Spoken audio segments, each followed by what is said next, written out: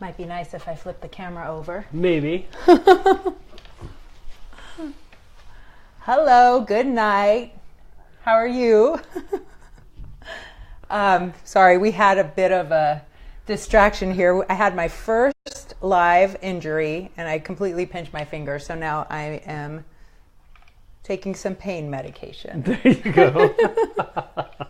If we haven't met before, my name is Monica Brito. And what we do is we help people simplify their life, their finances, and their housing. And tonight we are going to talk all about budgets and what should be in your budget. Now, this is a lot of information, so get ready. All right. So, what to include in your personal budget? Now, that may sound really easy, right? Because what? You put your regular bills in your budget and call it a day. Sounds easy, but it could get complicated. And I think just as individuals, we tend to forget stuff a lot. So we're going to talk a little bit about things that we should put in our budget. Now, the best strategy for planning a personal budget is to try to include as much as possible. So if you can think about it, you should try to include it. So first thing you want to put in your budget is your income. That's like the most important thing. Now, just okay, Captain Obvious. Yes. No, but there are some other ones that are not so obvious. But well, your income. Yeah, it sounds really obvious, but people just like automatically they put their take-home pay in, and that's it. Right. But there's more to your income than that. I mean, a lot of people have other type of money coming in on a regular basis. I mean, child support, alimony, that's all income. And I know, we won't go there. That's a sensitive subject for David. Or maybe we have a secondary job, but it has to be something that's going to be coming in consistently. So you want to think of consistent income. So once you put in as much money as you're bringing in every month, then you got to start deducting the expenses. And that's the unfortunate part. So the biggest expenses should obviously go first. And some of the biggest expenses are your mortgage payment or your rent, property taxes, your HOA, car insurance, health insurance, and childcare, which we forget to put that in our budget, and then life insurance premiums. That's important too. Then next you want to put in your regular expenses. So for example, your utility bills, that's kind of hard. Like I think a lot of people just put in, oh, well, I paid, $50 last month for gas or whatever. But forget that in the winter, the price goes up on gas. So you want to make sure that you look at last year's expenses for all your utilities throughout the year and then divide them by 12. And don't forget your Netflix subscription and your Hulu subscription and your phone bill. Internet, things like that. And then any type of charity that you give to regularly, like we have an auto pay that comes out of our checking account every month. That's a charitable donation. And memberships to like the gym or like a museum. Oh, you know what people forget? Transportation cost. Oh, right. Yeah. So like if you have, what's that thing you have for your dashboard? The Metro, but that's local. Yeah. But like, a fast track pass or anything that maybe you take public transportation or you take the Metro to work, your gas, parking expenses, monthly parking expenses, or like if you travel a lot for work and you're constantly having to park in a structure, we forget about that. So the next thing, really important because we forget about those, but credit card bills. And make sure you always pay more than the minimum, please, right? Like we just need to get everybody out of debt. So we don't want to keep that in the budget forever, but obviously we have them for now. Try to pay more than the minimum so that you can pay them off and get out of debt completely. Yeah, the goal is to never have that part as a part of your budget all the time. Right. So the next thing you want to include are variable expenses. So these are like your grocery bill, maybe like if you go out to eat, we go out to eat once a week on Sundays. So if you go out to eat regularly, things like that, home repair, car repair and maintenance. And typically you want to budget about 1% of what your home or your car is worth yearly for expenses. And then always include, dun dun dun, my favorite, any type of decorating or furnishings or anything like that in the budget. You see him getting mad over here. I called a TaskRabbit last week to put that piece of IKEA furniture together. Yes, you did. Yes, okay, you did. I saved him. Next, you want to do... what about the car expenses? Tell him that story about the car. Oh, yeah, we'll get there. Oh, okay. I thought you were there. Next, you want to do small expenses. So anything like movie tickets, entertainment, clothing, any type of like fun or optional expenses, but you want to include them in your budget. And then very importantly, and this is very important to David, he yells at me all the time about this. Not literally, but go on.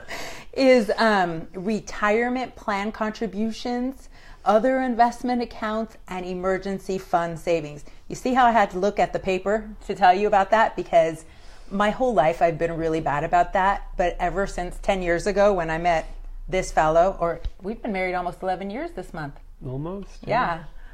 Anyway, he put me in check. So retirement plans, savings accounts, investments accounts, very important. Put it in your budget. Make sure you contribute monthly. And we'll talk about that more later on this month. Now, that's just like the things that the experts say to put in your budget. Let's talk a little bit more about things that our family puts in our budget in addition to these things.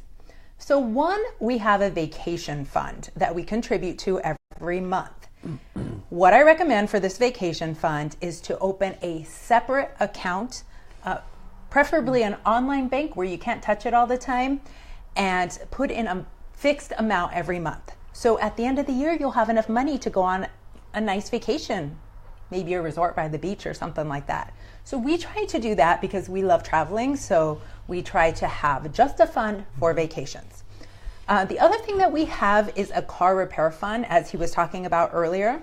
Now, at first, when you are making a car payment and your car is under warranty, you're going to put a small amount in every month, maybe like $50 to $100 every couple weeks, just to set aside for oil changes and if you need new brakes or tires. What else, car guy? That's about it. For a newer car. Yeah. You'd have to pay but then like your car gets paid off and it gets older and it starts needing bigger things. I think my car needed, what are those things called? Struts. You needed struts this year air and motor conditioning. mounts. Oh yeah. And my AC went out last year. But I drive a 10-year-old car. Now, granted, I may have put $2,000 or $3,000 into it last year, but I don't have a car payment. It's still cheaper than that. But I have a separate account with car payment or car maintenance money.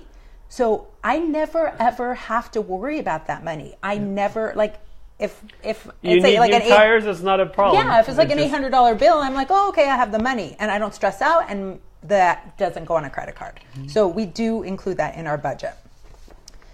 Now, let's talk a little bit about things that we all tend to forget. So 5 quick things that we tend to forget on our budget that we want to include. Number 1, the expenses that you try to deny, you know, like that Starbucks latte. That's me, huh? Or you? That's not me. I don't know. I've seen Starbucks on our credit cards or our bank statement before. Yeah.